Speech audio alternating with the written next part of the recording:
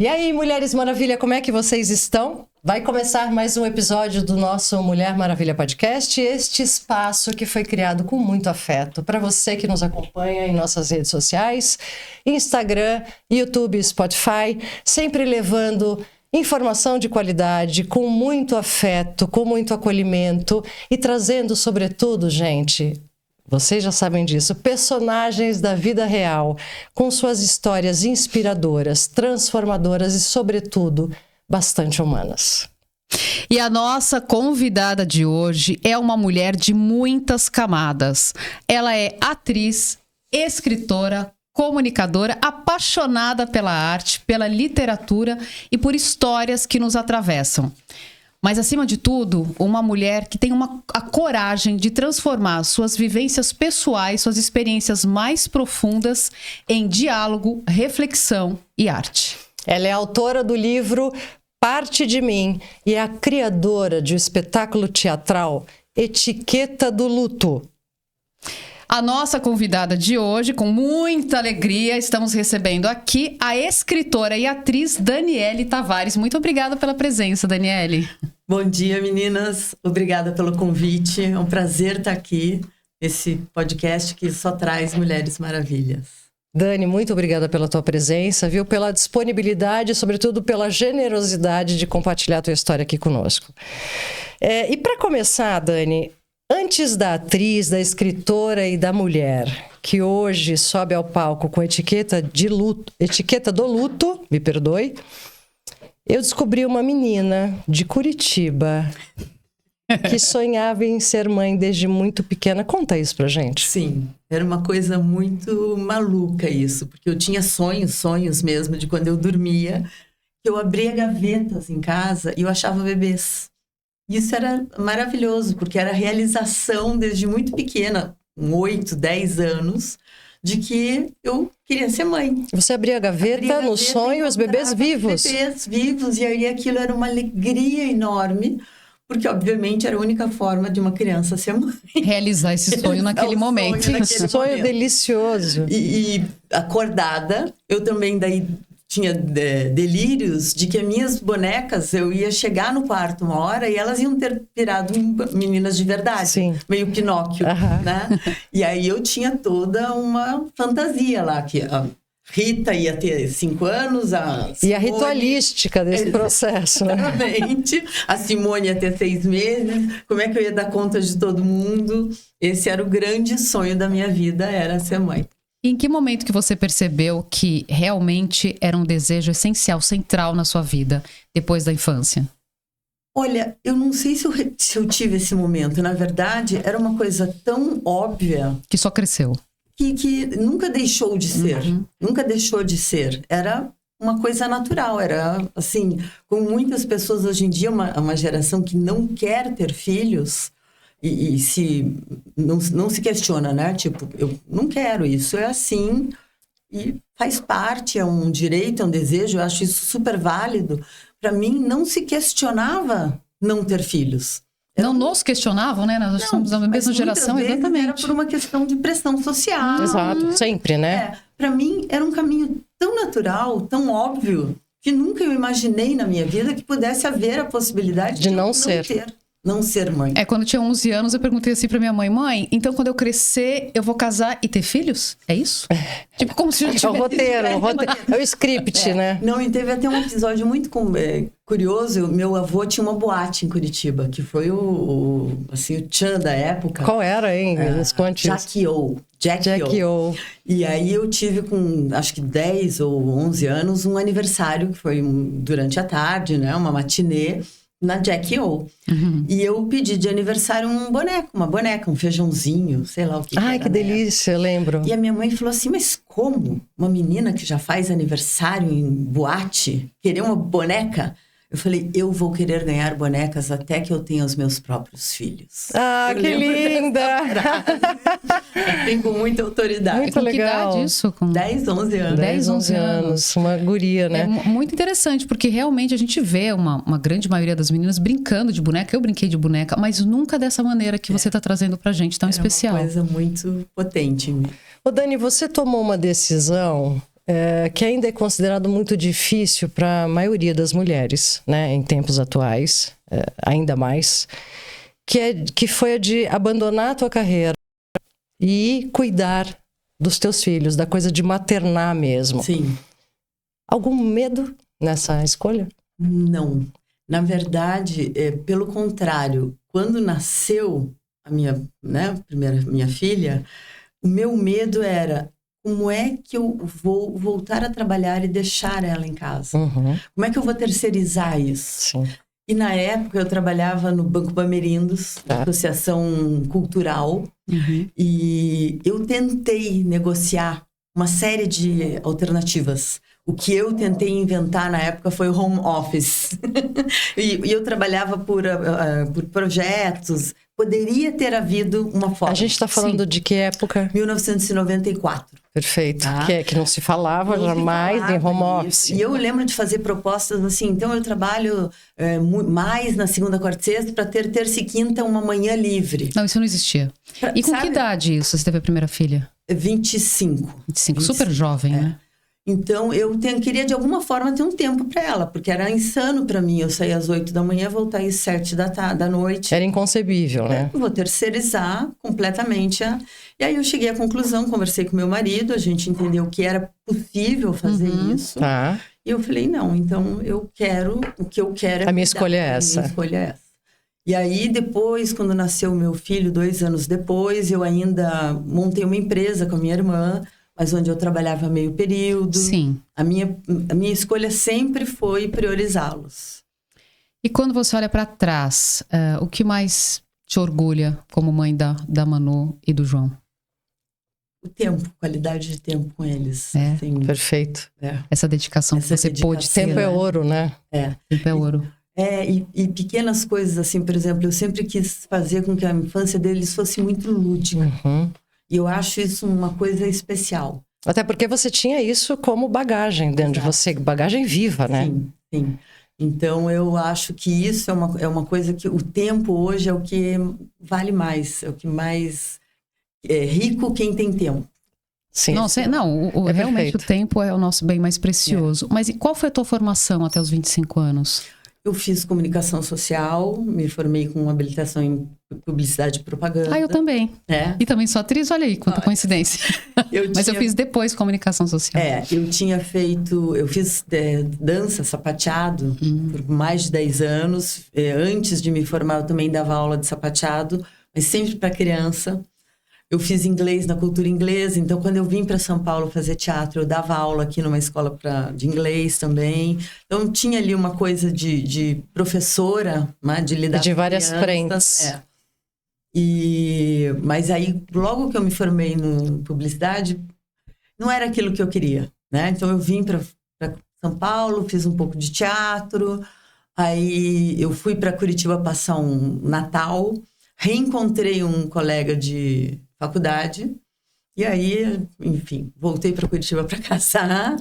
Aí logo depois nasceu minha filha, depois o filho. Aí eu ainda fiz algumas coisas de teatro em Curitiba, mas a prioridade foi ficar com eles até que eles tivessem idade de mais autonomia, né? E em que momento você veio para São Paulo? 2010, bastante tempo depois, daí já por conta do trabalho do meu marido. Já não tinha nada. E daí, passado um tempo, eu fui me inserindo de volta. Aqui a gente co-criou um grupo de escritoras. Eu já estava mexendo com literatura. É um grupo que existe até hoje. Beco das Autoras? Beco das Escritoras. Das Escritoras. Beco das Escritoras, que nome ótimo, gente. Maravilha. Somos em 8 meninas. Todas escrevem, todas têm também alguma outra atividade, né? Porque, obviamente, aí eu já me vejo nesse lugar. Já fala muito com a Roberta. Né? Porque a gente não vive de literatura e arte no Brasil, mas a gente já publicou 2 antologias de conto. Que bacana. E agora nós somos mais uma grande família, mas a gente teve vários momentos com sede, com cursos, saraus. A gente tinha encontros semanais para discutir. E esse grupo teve uma rotatividade, ou entrando outra, saindo? Não. A gente éramos 10 no início, saíram 2 pessoas e hoje nós estamos com esse grupo já há bastante tempo, 16 anos já, né? virou uma grande família, um grupo de apoio muito grande. E então eu comecei, né, em São Paulo já com esse grupo de atividade de escrita e aos poucos eu fui retomando o teatro também. Que bacana. Voltando um pouquinho, eu queria que você nos falasse quem era a Manu e do que ela mais gostava. Então, sou muito suspeita para falar, mas era uma menina... Mas você tem licença poética para isso, por favor. Toda. Ela era uma menina realmente muito especial, muito iluminada. Ela era uma pessoa, assim, com uma empatia gigantesca para o mundo. Uma luz muito grande. Uma pessoa que jamais faria mal para outra pessoa. E nas pequenas coisas, assim. Eu lembro de uma vez, a gente está na rua, dirigindo, e eu dizia assim, meu Deus, olha aquela pessoa como tá gorda. Era uma pessoa, sei lá, de uma obesidade. Mamãe, não fale assim. Você não maravilhosa. sabe os problemas que ela está passando, se ela tem alguma coisa na saúde.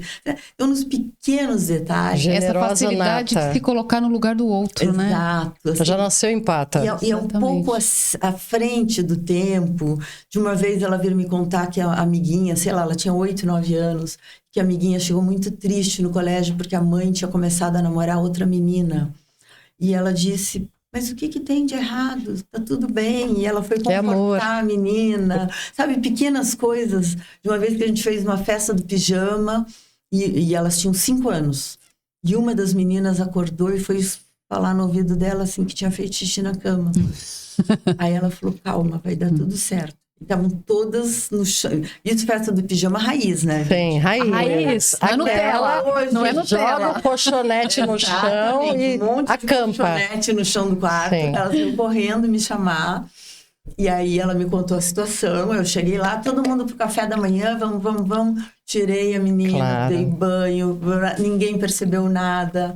Então, assim, ela com 5 anos teve essa sensibilidade Sabedoria, de não expor né? a menina. Iluminadíssima, né, Era Manu? realmente uma menina, assim, de uma coração, sensibilidade. uma sensibilidade muito especial. Obviamente que essas pessoas sofrem no mundo. Claro, Né? porque Isso machuca. chupa, né? Exato. Absorve. E o mundo não é bolinho, não. É cruel demais. E era uma pessoa muito lúdica, muito gostava também disso. Ela foi uma das pessoas que primeiro participou desses cosplays, quando eu nem sabia que existia essas... Eu lembro que era um surgimento dessas feiras. A gente ficava meio assim, nossa, o que é isso? E ela gostava de qual personagem, do quê? Mais especificamente algum? Era uma que tinha os cabelinhos meio cor-de-rosa e agora me fugiu, mas eram os primeiros... Não era aquela do desenho? Que ela tinha superpoderes, etc. Eu tinha... Agora me fugiu o nome. Que eu acho que eu até... Lazy Town? Não, acho que era bem anterior. Bem anterior a Lazy Town? Assim. Que eu lembro que a Lazy Town tem um cabelo cor-de-rosa. De levá-la numa feira dessas, lá na Zona Norte. Aí ela foi uma vez em Campinas, uma feira de tempos renascentistas. Virou uma febre, né? Virou uma febre. Hoje todo mundo... É normal você ver isso. Mas na época era uma coisa muito... Porque, pensa, em 2010 a gente mudou para São Paulo. Era uma coisa que ainda estava nascendo. E o que fazia vocês rirem juntas? Vocês duas. Muitas coisas. A gente gostava muito, eu digo que a gente assistia Gossip Girls. Um balde de Pingo Douro e Coca-Cola. Pingo Douro! Sensacional! Era viciante. Eu comia isso com meu pai. Pingo Douro e Coca-Cola. Ela adorava Pepsi Twist, que eu acho horroroso. Eu também acho horroroso. Desculpa, pessoal. Mas ela gostava. A gente ria de coisas que só a gente achava engraçadas. Às vezes eu tento achar as piadas internas, né? Mas eram coisas que a gente precisava trocar um olhar só. Uma cumplicidade, né? Uma cumplicidade muito grande. Então, às vezes a memória não vem, mas de repente se escuta uma coisa, você vê uma... Eu digo, aqui... Já dá um start, né? Aqui ela... E quem era a Manu quando ninguém estava olhando? No off mesmo. No off. Eu acho que ela era uma pessoa, assim, amava os animais... ela gostava de escrever muito. Ela também era uma artista, né? Porque ela com essa sensibilidade, né? Ela escrevia, ela sonhava interpretava, em ser atriz, porque ela estava né? inserida Já no tava cosplay. fazendo curso de interpretação para cinema, ela adorava filmes. Ela escrevia cartas para ela mesma. Inclusive, ela tinha feito uma promessa aos deuses que se ela tivesse gêmeos, eles iam chamar Luke e Leia. Ai, sensacional! Adorei. Sensacional! Uma homenagem ao cinema, né? Exatamente. Então, ela era uma pessoa que a gente dizia meio fora da casinha. Fora da curva, eu diria, né? Mas pro bom. Era engraçada. Dani, vamos falar um pouquinho de saúde mental? Você menciona que tanto você quanto a Manu tiveram alguns episódios de depressão. Como é que você olha essa questão hoje? Assustadora, porque a gente olha os números. Eu acho que nos últimos 5 anos, a quantidade de atendimentos no SUS aumentou em mais de 1.500%. Sim. De jovens. 1.500%, gente. Vamos observar esses dados que ela está trazendo pra gente aqui. Coisa é uma loucura. Porque você tem tua família, você tem o teu entorno, e é bastante importante a gente observar e cuidar diariamente das questões de saúde mental dos nossos filhos. São números alarmantes, né? São números alarmantes, são números que são silenciosos. Que a pessoa pode estar ótima, dando risada com você aqui. E eu, como uma pessoa que tenho depressão, eu sei de que... Vamos falar de suicídio? Obviamente, eu sou uma pessoa que tenho bastante motivos, vamos colocar assim, para ter tido vontade de cometer suicídio nos últimos anos da minha vida. Você precisa de 10 segundos. Não mais do que isso. De desespero, de desesperança. Rompante, né? Rompante. Não precisa mais do que isso. Você abre uma janela e se joga. Você... São 10 minutos de desesperança. Desesperança, exato. De que aquele cenário não vai mudar e aquela dor é interminável. Que não dá tempo de você pensar, calma, vamos respirar, isso passa. Então, imagine isso numa adolescente, num jovem que ainda está com a sua estrutura mental em formação, que ainda está naquele momento em que acha que tudo está contra ele, que ele não tem apoio. Que ele Aquela coisa da aceitação, que é inevitável, não é? E que está em formação. As células frontais, hoje está provado que só vão até os 25 anos. Exatamente, só vão estar realmente formadas muito mais tarde. Então, é uma coisa que a gente precisa prestar atenção e que eu entendo que o mundo moderno está causando isso. Porque é sempre produção, atividade, corrida, corrida. E tem uma outra comparação. O tempo todo. As redes sociais trouxeram uma lupa, uma lente de aumento para isso de uma maneira, assim, bastante cruel, eu diria. Sim. A gente já tratou esse tema aqui algumas vezes. A coisa da... Então, vamos pegar o adolescente que uma vez que está inserido nas redes sociais e é bombardeado pela coisa interna de preciso ser aceito, preciso pertencer. Sim. E aí é comparado o tempo inteiro. Ai, minha vida não é assim. Ai, mas eu não tenho isso. Ai, mas eu não sei o quê. Ai, mas o outro é mais bonito, o outro mais forte, o outro mais... Tem uma questão que a gente está na época da felicidade. Todo mundo precisa ser feliz. O Arnaldo Jabor levantou uma questão muito importante faz muitos anos, que ele falou assim, gente, na minha época, nos anos 70, se você estava tomando uma bebida num bar cabisbaixo, é ok. Tudo bem, me deixa. Eu tô triste, sim. Ou eu não tô no momento bom. Ou eu tô afim de ficar na boa, sem falar. Viver os altos e baixos, as coisas boas e não tão boas. Sim. E a gente não tem mais direito a esse momento. Exato. A esse isolamento, ou a essa tristeza, que, claro, a gente sabe que tristeza é diferente de depressão, mas que seja. Sim. A gente nem a tristeza pode mais sentir.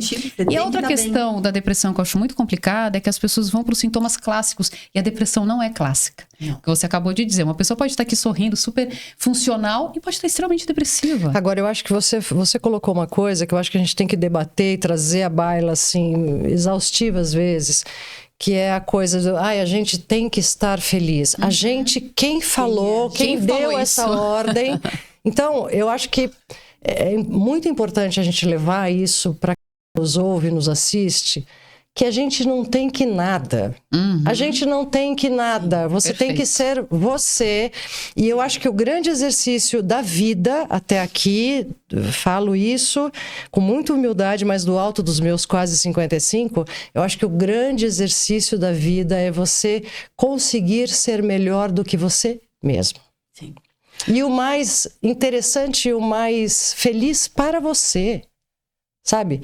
Usar Ser fiel consigo mesmo. Exato, usar a sua própria sensação interna, vamos chamar assim, teu próprio estado de espírito para mensurar felicidade, para mensurar o que eu quero, para mensurar minhas atitudes, não é isso? Eu acho que tem duas coisas aí a serem observadas. A primeira é que, sim, a gente tem direito a ser triste. Porque no Instagram tá todo mundo feliz. Vendendo felicidade, alegria, É a tal da família, produtividade. é a tal da família margarina. Cheiroso, né? Que a gente briga viajando. até hoje. Mas outra coisa também é respeitar a depressão. Porque quando você diz, imagina, você não tem motivo para estar depressivo. Exatamente. A vida é maravilhosa. Mas não precisa de motivo, minha gente. Levanta, vamos... E é muito difícil para as pessoas que convivem entenderem a depressão. E é o que eu digo, gente, você não olha para uma pessoa de perna quebrada e diz, corre até a cozinha. Exatamente. Não dá. Não dá. Você tem que entender que a pessoa com depressão não tem força. É fisicamente impossível. Você olhar porque não tem... Você não vê isso. E aí a cobrança com a pessoa de depressão é muito forte. É muito forte, vai dando cada vez... Aí você diz, estou melhor hoje? Não estou melhor hoje. E aí você se sente pior por não estar melhor, porque é uma coisa muito difícil. É um rolo compressor, né? É um rolo compressor. Em que momento você sentiu que você era depressiva? Juventude? Eu acho que já na juventude, mas eu, na verdade, só fui começar a me medicar e me tratar depois do nascimento do meu caçula. Do segundo. Que entrou, aí começou realmente uma depressão pós-parto, mas que não foi uma depressão clássica daquela, não quero ver o bebê, nada disso. Mas ali realmente entrou uma coisa de depressão Floresceu, mais apareceu. forte. Eu não estava dando conta de duas crianças e de estar em casa sozinha. Eu lembro assim de que meu marido ia visitar cliente, eu pegava as duas crianças, ia junto dentro do carro só para sair e ter um ar. E aí demorou aí, sei lá, uns 6, 7 meses para eu ter a iniciativa de eu ir numa psicóloga e conversar. E ela falou, você tá depressiva. Não, porque hoje isso tá muito... A gente conversa muito sobre isso. Bem mais, talvez não o suficiente ainda, mas bem mais do que no passado. Nada suficiente ainda. A gente fala mas ainda... melhor que no passado. Nós, como sociedade, falamos nada sobre essas questões. Eu tenho um amigo que teve uma esposa com um problema de bipolaridade complicadíssimo. Há uns 30 anos, ele falou, não se falava disso. Não. Até o médico tinha dificuldade de diagnosticar. Então, veja, o próprio pediatra tinha que estar alerta, o próprio obstetra tinha que estar alerta. Exato. Falava, né? Então, eu fui por conta descobrir, por conta pesquisar. Ainda demorei, quando o João teve, aos 3, quase 4 anos, meningite. Quando ele saiu do hospital, eu cheguei pro pediatra dele e disse, eu tô no meu limite, agora eu preciso de medicação. Porque até então eu tava a homeopatia, a terapia, porque existe também esse fantasma. O preconceito até nosso, né? Não vou tomar remédio. Gente, remédio tá aí pra isso, a ciência tá aí pra isso, pra melhorar a nossa qualidade de vida. Né? Eu estou há 30 anos, meu filho caçula fez 30 anos agora em maio, eu estou há 30 anos me medicando, há 30 anos tomando ainda remédio. Bem, amém. Graças a Deus. Se sentindo bem, ótimo. Porque é por isso que eu tô aqui, exato. Eu tô funcionando, por isso que eu tô conseguindo escrever, produzir, fazer uma peça de teatro. E criando divinamente. Exatamente, e assim, eu não vou abrir mão disso. Eu não vou abrir mão de ser funcional, de estar bem, de estar podendo sobreviver a tudo que eu vivi. E existe isso, existe a medicina, existe, né? Eu preciso usar dessas ferramentas. Claro.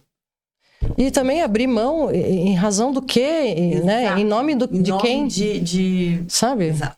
Então, por favor, se mediquem, busquem ajuda, usem a estrutura de apoio que vocês têm à disposição de vocês. Não abram mão disso, isso é fundamental. Perfeito, Dani. É isso. Querida, mesmo. você perdeu a Manu, mas lindamente, evidente que isso deve ter sido um processo, né, bastante doloroso e lento, mas você conseguiu transformar isso em palavra. Sim. E eu queria muito falar isso, me arrepiei inteira. Quando a gente traz, então, o Parte de Mim. Aqui. Que está aqui, que é o primeiro livro dessa querida Daniele Tavares. Fala pra gente sobre isso, por favor. Então, quando a Manu partiu, Eu primeiro fiquei em estado de choque. Quantos anos ela tinha? Ela tinha 21 anos. E aconteceu tudo num episódio muito turbulento, escuro até hoje. A gente não sabe se isso foi um acidente, se isso foi um suicídio. E a gente nunca vai ficar sabendo. Uhum. Eu fiquei num estado de choque tão grande que, primeiro, no próprio hospital, eu não consegui chorar, eu não consegui ter reação alguma. Eu não tive reação. Sim, ele morreu. Ok, quero vê-la. Então, é uma coisa que daí eu passei anos me cobrando e dizendo: que tipo de mãe não chora? E aí meu marido dizia: mas qual é a tua dúvida? Você acha que você não gostava, não amava a sua filha? E eu me senti uma mãe horrorosa. Meu Deus do céu. Olha como a gente é cruel com a gente mesmo, Como né? a gente se cobra, né? Enfim, e aí, obviamente, que eu falei: eu nunca mais vou conseguir escrever. Eu nunca mais vou conseguir fazer nada da minha vida. E o que eu fazia é escrever nos meus diários. Escrevia nos diários, escrevia falando com ela. Escrevia falando do que eu estava sentindo. Uhum. E assim eu passei mais uns 5 anos, pelo menos. Aí eu caí. Aí caiu a ficha. Uhum. Aí eu fiquei muito mal.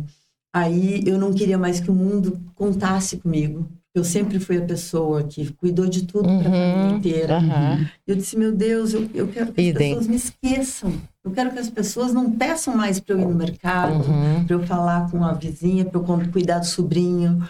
Eu vou me recolher num mosteiro. Aí a gente tem uma pequena casa na praia. Eu falei: eu vou para lá e me deixa. Esqueça. Eu lembro que meu marido... A essa altura, o teu filho tinha quantos anos? Então... Ele é mais 2 novo? anos mais novo. 18, 19. Com 23, poucos. mais ou menos. E aí eu falei: olha, tô indo. E meu marido falou: eu posso passar o final de semana lá só? Ser sua, né? E aí, gente, veio a pandemia. E a gente ficou preso na casa da praia. Por... pelo menos nos primeiros 6 meses, meu filho ficou na nossa casa em São Paulo cuidando dos bichinhos e da casa. E você e o marido na praia. Marido na praia. A gente voltou em junho, daí, enfim, a gente passou 2 anos morando na praia. Isso foi maravilhoso. Eu acredito. É uma coisa horrorosa de falar, mas nesse quesito, a pandemia, para mim, foi muito boa. Porque ela foi o meu mosteiro. Sim. E lá eu pude ter a tranquilidade... E eu li um livro nessa época que mudou a minha vida. Que é? Que é um livro que eu não sei exatamente o nome, mas é da... Ah, meu Deus. Anotando em 3, 2, 1. Já vai lembrar. Joyce Oates, que é uma americana maravilhosa, que ficou viúva e resolveu escrever sobre esse estado de viuvez. De como mudou a vida dela e de como podia ser tão complicado ser viúva, que desde abrir os cartões de pêsames, que ela tinha que pegar, abrir, responder, até tirar o lixo sozinha. E ela fez literatura. Dani, vou te falar de um livro, então, recente, que eu li da Renata Pisa, chamado Ninguém Morre Sozinho. Esse título é lindo. Uau. Leia. Vou ler. É aquela pancada, Sim. mas ela conta a história da perda, justamente de viúva, a perda do marido dela, repentino, com 42 anos, um jornalista do Estadão, com 2 filhos pequenos. Aí ela vai, gente, é lindo. Agora você me lembrou muito desse livro, quando você falou desse viúva, né? Joyce Carol Oates. Tá. E aí, eu olhei para aquilo e eu falei: gente, dá para fazer literatura disso. E aí eu voltei para os meus diários. E comecei com a ideia de fazer assim um livro que eu ia fazer trechos de diário intercalado com trechos de música. Porque as músicas falam muito. As músicas falam por si só. Exato. E a coisa foi crescendo. Eu trouxe trechos de diários da Manô, que eu... Que rico isso, Dani. Ficou um trabalho muito bonito. Na verdade, o livro ele tem 124 fragmentos que misturam sonhos meus, trechos dos meus diários, coisas que eu pensava, trechos do diário dela. Quando meu filho leu, ele falou: mãe, parece que vocês escreveram juntas. Que coisa mágica. E, no fim, muita gente me diz, é um livro, claro, que é um livro triste, é um livro que fala do meu luto, mas também fala da minha relação com ela. Sim. Então, muita gente me diz, isso aqui é um livro de amor. Sim. Um livro é uma declaração de amor. Isso está transbordando dos teus olhos. Saiba disso. E tem coisas muito curiosas, né? No começo do livro, para mim, o livro chamava O Livro da Dor. E eu dizia, eu não quero lançamento. Isso aqui é um livro que vai mostrar toda a minha dor, toda a minha revolta. E à medida que foi passando, eu falei, eu tinha uma amiga, né, que me ajudou a fazer toda a editoração. Eu falei, não dá mais para chamar o Livro da Dor isso aqui, porque não tem só dor nesse livro. E aí ela foi me dando uma ideia e ela sugeriu um nome. E o editor, no mesmo dia, sugeriu, e os dois sugeriram Parte de Mim. Que lindo. Que é maravilhoso. Lindo. Maravilhoso, espetacular. O título é maravilhoso, né? Mesmo. E aí, isso foi uma coincidência muito grande. Aí a gente resolveu não só fazer um lançamento, como fazer um lançamento no dia do aniversário dela. Que lindo. Para celebrar a vida Que homenagem, dela. né? Isso. E aí eu escolhi esse trecho de um filme que eu tenho. E o dia do aniversário dela era qual? 15 de maio. 15 de maio, uma taurina. Taurina. Como eu. E essa imagem, ela foi assim, ela teve a primeira crise de depressão aos 15 anos. Tá. Ela passou o aniversário de 15 numa cadeira de roda, passeando no shopping, porque eu queria que ela saísse de casa. Uhum. Esse aqui foi no dia do ano seguinte. A gente já estava em São Paulo e a gente passou o dia no Hopi Hari com alguns amigos. Ela já estava com o cabelo todo pintado de cor-de-rosa choque. Tá. Era 15 outra anos, fase. né? Mas era a minha tia, tem uma enteada que hoje tá com 25 anos. Ela usou muito o cabelo assim, com 15, 16. E foi um momento que a gente estava andando e alguém ligou para ela e eu falei, é teu tio, ela olha para mim assim. E quando eu assisti esse vídeo, por acaso, já fazendo o livro, me deu a impressão assim de que ela olhava e dizia, até já. E aí eu falei, eu quero esse frame, a gente ia fazer uma capa mais estilizada, passou por uma, passou por duas, passou por três, todo mundo dizia, esse frame. A essência é essa, exato. Então ficou, falei, essa, a carinha dela que vai na capa. Então as coisas foram, e a gente chegou até a fazer um drink em homenagem a ela, criado por uma mixologista. Que máximo! A Fatinha Afonso, que é uma gênia. Que delícia! E quando a gente conversou, eu tinha ideia assim, vai pegar uma Fanta uva, misturar com vodka e fazer uma... Gente, a mulher é uma gênia. Ela pegou tudo que eu dei de briefing para ela... Sobre a Manu? Sobre os gostos dela, os sabores, os cheiros, os hábitos. E ela criou o Pink Manu. Que demais! É um drink que tem até em cima ela gostava muito de creme brulee. Tá. Então ela vai em cima e dá uma... Uau! Tá. Na boca. Tá. É maravilhoso. Uma incineradinha ali. Tem outro nome que a gente serviu no dia do lançamento do livro. Então o livro foi uma flambada. Uma flambada. Dá uma flambada em cima com um açúcarzinho. Dá uma queimadinha, né?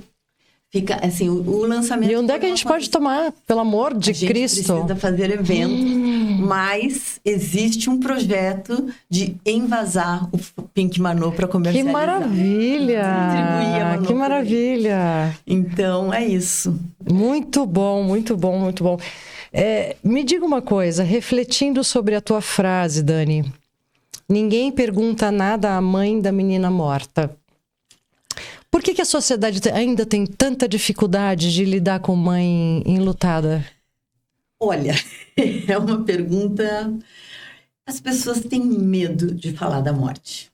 Em primeiro lugar... Como se fosse uma doença contagiosa, né? Exatamente. Eu vou falar e eu vou pegar. Alguém vai pegar, e agora eu também vou virar uma mãe enlutada. Se eu falar sobre isso, será que alguma coisa vai acontecer com a minha filha? Ou com a minha família, enfim. Minha família, eu vou atrair essa tragédia. Que loucura, né? Isso é uma coisa que a gente fala na peça. Gente, todo mundo vai morrer. É a única certeza que temos, afinal de contas, como humanos, né? Então, assim, não falar sobre isso. Eu estava agora, domingo, na Feira do Livro, ouvindo a palestra da Ana Cláudia Quintana. Tá. E ela diz assim, eu falo sobre isso há 10 anos e eu continuo aqui. Então, isso não pega, não passa, não atrai. Não é contagioso, todos vamos morrer. Exato. Então, assim, eu acho que um pouco disso, das pessoas acharem que se eu falar, assim, o próprio Várzea... Eu vou abrir espaço para que isso venha, né? O próprio Várzea me disse que o Várzea é meu amigo. Várzea, querido. Um beijo, Marcelo Várzea. Que saudade de você. Pô, eu acho que eu não te vejo desde os meus 22 anos, pós Oswaldo Montenegro. Então, ele falou que ele passou 10 anos fugindo de mim. Porque ele não sabia o que dizer, e porque ele tinha uma filha também nessa idade, e dava uma agonia, e cada vez que eu postava uma foto dela, ele dizia, para de falar disso. As pessoas não sabem o que dizer, né? E aí, as pessoas, eu acho assim, além de não saber o que dizer, as pessoas acessam um lugar de dor, elas não querem acessar. Deixa eu cuidar da minha vida e ficar feliz no Instagram. Como é que eu vou olhar para essa tragédia? Eu não quero trazer isso para minha vida. Dor? Sim. Então, deixa essa mulher lá com a dor dela, Sim. deixa eu cuidar da minha vida. E você vai ficando numa solidão, num desespero, num isolamento, que é isso. Eu passei muito tempo sozinha. E o que as pessoas não perguntam, mas deveriam perguntar? Eu acho que, no mínimo, é assim, o que eu posso fazer para você? Exatamente. De que maneira eu posso ser útil para você, para tua vida? O que eu posso fazer por você? Simples. Porque como você está... como você está E às vezes não é nem o perguntar, né? É o dizer, tô aqui. Eu tô aqui. Se você precisar de mim, olha, o que for. Sabe? Estou aqui. A gente fala muito, tenho visto muita coisa sobre luto, que as pessoas dizem... passe e deixe uma comida, leva o cachorro para passear. Que, aliás, nos falou lindamente a nossa querida Nicole Piocchi. Né? Mas às vezes é assim, tá ali. Ficar do ladinho, quieto e segurar a mão. Fazendo companhia de verdade. Exato. Né? Nada mais do que isso. Então... Porque eu acho que, fundamentalmente, você me diga se eu estiver errada... a gente no fim não quer uma fórmula mágica, né? Você não quer, existe, não né? existe. E você não quer me resolva esse problema. Você simplesmente quer afeto, amor, apoio, acolhimento. Eu comparo muito com o puerpério. Porque eu tô com uma sobrinha que acabou de ter bebê. Sim. Complicado, um momento delicado. E que quase ninguém fala sobre também. E eu vi esses dias no Insta também uma coisa muito interessante, que tem um nome que eu não vou lembrar, um movimento que está crescendo no Brasil via WhatsApp. Sim. Eu pego, vamos dizer, você vai ter bebê. Eu faço um grupo com os nossos amigos, e aí cada dia uma vai fazer uma coisa por você. E assim, Ai, que delícia de grupo, gente. Olha lá, pessoal, atenção. No outro dia uma manda uma manicure, no outro dia uma manda uma faxineira, no outro dia uma manda uma massagem. E cadê esse grupo? Como é que a gente compartilha com quem nos ouve? Mais amigas você tiver, mais dias no teu primeiro chegada da maternidade, você vai... E não é nem que vão resolver os teus problemas, mas você vai ganhar um mimo por dia. Poxa, é uma rede de apoio potentíssima. Então, assim, isso no luto também não vai resolver a tua dor e o teu problema, mas se você puder cada dia sentir um quentinho, receber uma sopa, saber que alguém passou... Olha a coisa da sopa, como vem de novo. A coisa quente, aconchegante, né? Deixou umas flores, passou e deixou um chazinho, que você tá... Sentindo acolhida, exatamente. Porque a pessoa não sabe o que fazer e desaparece. E acho que a gente precisa falar mais sobre esse momento, né? Sim. Eu acho que ainda se fala muito pouco. Eu passei por isso de uma maneira um pouco atabalhoada mesmo. Fiquei bem... Uma fase bem delicada para mim, zoada, totalmente transtornada, achando que meu filho ia morrer a cada 2 segundos. E ninguém entendeu o que eu tava passando, entende? Sim. Mas sabe o que eu queria saber um pouco? Que você falasse mais um pouquinho aqui da etiqueta do luto. Como é que você chegou nessa dramaturgia, nesta peça, porque você acabou de falar do Várzea, que nós sabemos que é o diretor da peça, né? Concepção e direção dele, o que nós fizemos? Eu estava fazendo um curso de autoficção com ele, ele tem já há algum tempo esse curso de autoficção e narratividades na Inbox. Eu fiz alguns módulos com ele e chegou no momento que eu falei, eu gostaria de fazer com que o Parte de Mim virasse uma peça teatral. Essa era a minha dúvida. Se essa dramaturgia, etiqueta do Lulo, partiu do livro Parte de Mim. Partiu daqui. Mas, enfim, teve um momento que a gente fez lá um exercício e eu apresentei uma cena e ele falou, temos o começo de uma peça. Então, vamos trabalhar, blá, blá, blá. Aí a gente começou, ele pegou este livro... Parte de Mim, e ele desmembrou o livro inteiro. Ele pegou o livro, mudou tudo de lugar, pegou alguns trechos do livro, trocou de lugar e falou, vamos começar a trabalhar assim. E aí, em cima disso, eu fui completando. A gente passou muitos meses conversando. Ele e o Bruno Rhodes, que fazia... Que é o melhor dos laboratórios, né? Foram fazendo as perguntas que ninguém fazia. As perguntas certas, né? Foram puxando essa história, que já estava até muita coisa esquecida. porque fazia quase 10 anos da partida da Manu. E coisas que eu tinha ficado sozinha e em louco, que chegava um dia assim, vocês não sabem que eu lembrei de uma coisa que aconteceu. Eu realmente não lembrava, gente, coisas muito importantes para a história. Aí eles diziam, mas como que você não falou isso antes? Não lembrava. E aí eu fui preenchendo, escrevendo, até surgir a dramaturgia Etiqueta do Luto. Então, assim, o Marcelo foi fazendo toda a concepção do espetáculo, então nós vamos usar assim isso, nós vamos fazer daquele jeito, e eu fui fazendo todo o texto. E a Etiqueta do Luto, na verdade, é um dos capítulos do Parte de Mim, se chama Etiqueta do Luto. Perfeito. Onde eu dou algumas... eu acho que está aqui, se você puder ler, que eu estou sem óculos. Eu dou algumas sugestões. Etiqueta do Luto. Por favor, não me peçam para ser forte pelo meu filho. Por favor, não me digam que Deus sabe o que faz. Por favor, não me iludam que a minha filha está no lugar melhor. Por favor, não imputem à minha filha a responsabilidade pelo meu ou pelo seu bem-estar. Ela não está e nem estará cuidando de ninguém. Ela mal deu conta dela mesma. Uau. Por favor, não se iludam que sabem como eu me sinto. Por favor, não se constranjam quando eu falar o nome dela. Por favor, escutem as minhas histórias, mesmo que repetidas 1000 vezes, e compartilhem comigo as lembranças que vocês têm dela. Por favor, não me peçam para eu parar de chorar. Por favor, não me acusem de estar causando sofrimento à minha filha com a minha saudade e o meu desespero. Por favor, não me julguem dizendo que já se passou muito tempo. Por favor, não decidam que essa perda não pode me definir. Gente, nossa senhora. Então, por esse capítulo... Chocada. Muito bom. A Etiqueta do Luto. Muito bom, muito bom. E aqui, aí a gente vai um pouco mais fundo. Aqui eu entro nos últimos dias de vida dela. E nesses episódios que a gente não sabe realmente o que aconteceu. E aí a gente entra em saúde mental, automedicação, regulação de medicação no Brasil. Porque, na verdade, o que acontece é que a gente tem medicações que causam um dano muito grande. Não sei se vocês já ouviram de paracetamol. Sim, pode-se morrer de paracetamol, dependendo da dose. Aliás, inclusive, tinha uma aberração na internet há pouco tempo. Eu não sei se você soube disso.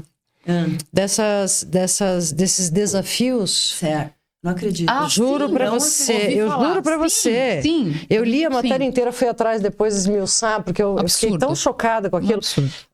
Desafio de quem tomava mais paracetamol, mas sobretudo de quem ficava mais tempo internado. Meu Deus do céu. Meu Deus. Coisa, assim, uma aberração, sabe? Então, durante a escrita desse processo, Marcelo me instigou a ir atrás de respostas. Porque eu cheguei num ponto que eu disse, eu não quero saber. Eu tinha um prontuário dela, do hospital. Eu demorei 8 anos para ter coragem de ir buscar o prontuário no hospital. E eu não abri o prontuário. Na verdade, eu abri um monte de garrancho, não dava para entender porra nenhuma, eu fechei e ali eu fiquei com aquilo. E aí ele dizia, você tem que ler, você tem que entender, você tem que saber. Eu falei, para quê? Eu não vou fazer nada com isso. Mas, Dani, exatamente nesse momento eu vou te pedir desculpa por te interromper, mas eu acho que é importante a gente falar disso. Você falou um pouco de culpa, né? Sim. E eu, como mãe, também imagino que você deva ter navegado nessas águas. Mesmo a gente sabendo que culpa nenhuma você tem. Como é que você tirou isso de você? Como é que você arrancou esse troço, esta porra da culpa de você? Eu não arranquei. Não. Na verdade, eu consegui... eu acho que eu consegui... Ressignificar, talvez? Não. Dar uma outra palavra para isso? Não sei se vocês assistiram o filme A Cabana. A Cabana, lógico. Sim, ela diz uma hora o seguinte, que você perdoar não é você esquecer, mas você tirar a mão de deixar que do Deus teu pescoço, exato. Eu acho que eu consegui tirar a mão do meu pescoço. Perfeito. Mas esse espetáculo fala muito sobre essa culpa, por uma série de coisas que eu fiz e que eu deixei de fazer. Tá. E que a gente descobre, depois de buscar esse prontuário, depois de buscar uma médica legista, etc., que a morte da Manu foi causada por paracetamol. Uou, alô, Brasil! Paracetamol, remédio barato, que vende sem receita. Você compra à vontade. E que a gente, então, assim, a gente não sabe, tem muitas coisas que a gente nunca vai saber. Porque ela tomou uma porção de remédios, mas ela poderia já estar com uma doença chamada encefalite hepática. Nossa, Que o não me paracetamol diga. causa, que pode alterar completamente o comportamento de uma pessoa. Encefalite hepática. E que a gente nunca vai saber se ela tinha isso. Porque só saberíamos se na época tivessem feito um exame para testar amônia, mas não tinha nem Indícios disso, não é? disso. Exato. Entendeu? Eu fui descobrir isso ano passado, conversando com um especialista que faz transplante hepático no Einstein. Que poderia existir essa possibilidade. Isso para eu tentar entender se poderia não ter sido um suicídio, Sim. porque é uma hipótese que para mim não encaixa. Ela estava bem, ela tinha parado a faculdade de psicologia para ser atriz, ela estava fazendo audição, ela tinha sido selecionada para uma novela online. Então, assim, claro, que é o que eu falei, bastam 10 segundos. Sim. Porém, não bate a coisa. Eu entendo. E a gente, como mãe, também tem... Tem uma intuição, Tem, né? opa, se tem. Então, mas é uma resposta que eu nunca vou ter. Né? Então, o espetáculo traz muito disso, traz muito desses questionamentos. E quando é que o grande público, todo mundo, o mundo inteiro vai poder participar, Eu espero assistir? muito que em novembro desse ano você tenha a chance de poder assistir novamente. E certamente vamos divulgar, Com né, Beth? certeza. A gente conseguiu fechar recentemente um patrocínio. Que maravilha. Pela lei do ICMS. Salve esse patrocinador. Salve essas leis de renúncia fiscal nesse país. Sim. Salve. Salve, que são grandes apoiadores da cultura. Estaremos em novembro em cartaz, assim que a gente tiver detalhes. Já sabemos o teatro, não? Não, ainda não. Vamos definir o teatro semana que vem. Tá. E a gente está em busca de patrocínios pela Lei Rouanet. A gente já tem a chancela da lei e com a Lei Rouanet eu poderei viajar pelo país. Eu acho que é uma peça que merece. É o que ela estava merece comentando com a gente aqui nos bastidores. Riqueza, né? É muito importante, justamente, compartilhar com outros públicos, né? Que não só o paulista, Sim. né? E a gente teve uma recepção, uma receptividade muito boa de público. É uma peça forte, as pessoas saem muito atravessadas. Eu recebi relatos de todos os tipos. Eu acho que um bom patrocinador já poderia, de cara, e aí quebrando um pouco o gelo, né? O cara da caixa de lenço. Seria fantástico. Hein, gente? Eu sou boa nessa coisa de marketing, viu? Caixa de lenço já começa distribuindo antes da peça. A Kleenex ou whatever, enfim, quem quer que seja, já se apresente para ganhar ali na entrada um... Exatamente. Mas porque... você falando...